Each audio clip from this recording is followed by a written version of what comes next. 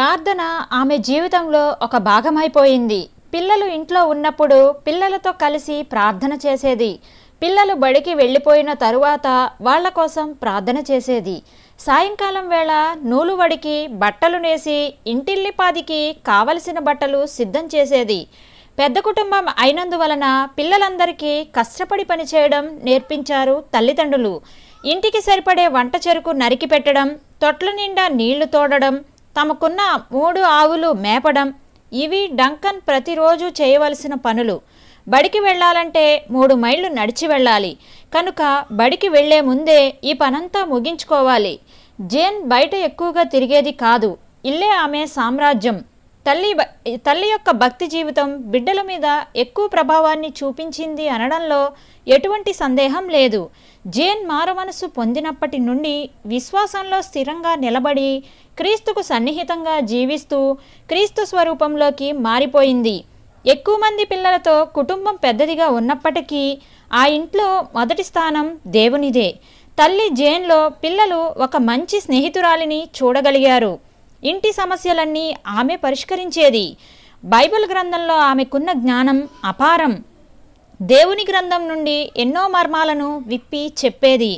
ఆమె ఇల్లు వదిలి ఎక్కడికి వెళ్ళకపోయినా అనేక మంది ఆమె సలహాలను, ప్రార్థనలను కోరి ఆమె ఇంటికే వచ్చేవారు. ఆ గ్రామస్తులకు ఆమె ఇంటికి వెళ్ళడం అంటే ఎంతో ఇష్టం.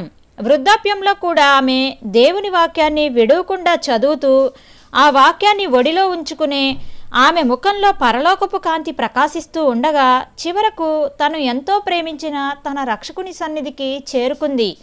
డంకన్ చిన్నతనం నుంచి స్వతంత్ర భావాలు కలవాడు.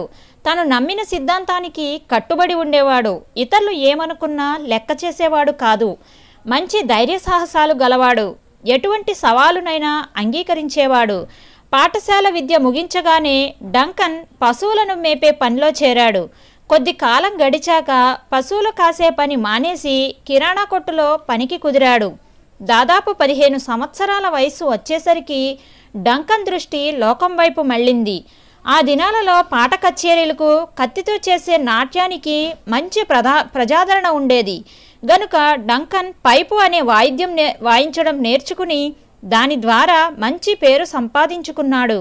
మంచి ఉద్యోగం, గౌరవప్రదమైన జీవితం, వాయిద్యకారునిగా మంచి పేరు.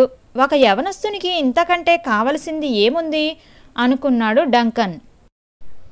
అది 1913వ సంవత్సరం డిసెంబర్ నెల. ఐరోపా ఖండంలో యుద్ధ మేఘాలు దూర తీరాలలో కనిపిస్తున్నాయి. అర్జిల్ నర్సింగ్ సంస్థ వారు యుద్ధం కొరకు విరాళాలు సేకరించడానికి గాన కచేరీని, నాట్య ప్రదర్శనను ఏర్పాటు చేశారు.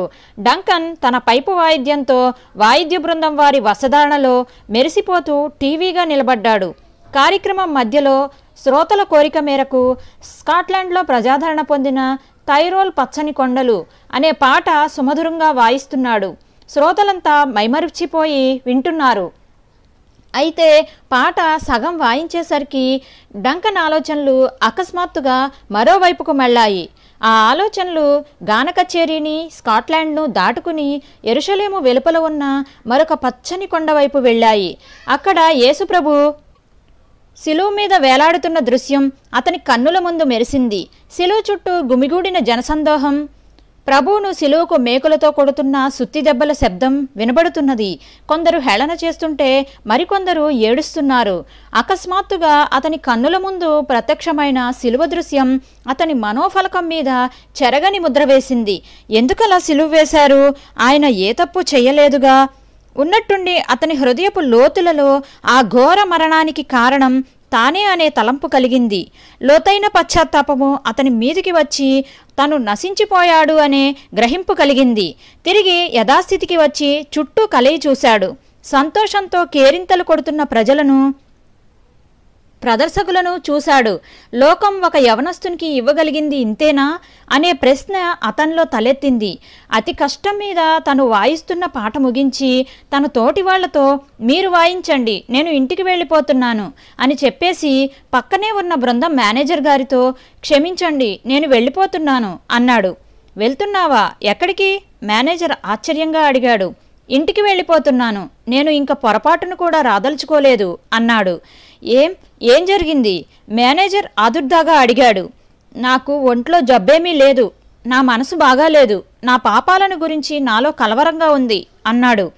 ఓ అదా, మరేం పర్వాలేదు, త్వరలోనే నువ్వు మామూలు స్థితికి వచ్చేస్తావు, మేనేజర్ చిరునవ్వుతో ధీమాగా అన్నాడు. అయితే డంకన్కు తెలుసు అతని మనోఫలకం మీద ముద్రించబడిన దృశ్యాలు అంత తేలికగా చెరిగిపోయేవి కావని. వ్యర్థమైన ఇహలోక సంతోషాల నుండి వేరే యేసుప్రభు శిలువకు చేరువగా వచ్చాడు. తప్పించుకుపోనివ్వని పరిశుద్ధాత్మ అతనిలో క్రియ జరిగిస్తున్నాడు. డంకన్ తన పైపు వాయిద్యం తీసుకుని ఆ స్థలం విడిచిపెట్టి వచ్చేశాడు.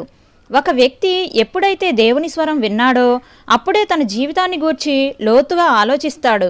తాను ఊహించినట్లుగా స్వతంత్రుడు కాడని, తనలో నిత్యమైన ఆత్మ ఉన్నదని, దాని విషయమై తాను దేవునికి లెక్క చెప్పాలని, ఈ భయంకరమైన జీవన సంద్రంలో పాపపు తుఫాన్ల చేత కొట్టబడుతూ చుక్కాని లేని నావలాగా దేవునికి దూరంగా కొట్టుకుపోతున్నాడని గ్రహిస్తాడు. అతనిలో అంతర్యుద్ధం మొదలయ్యి పశ్చాత్తాపం అనే తీరంలో జయాపజయాలు తేలిపోతాయి.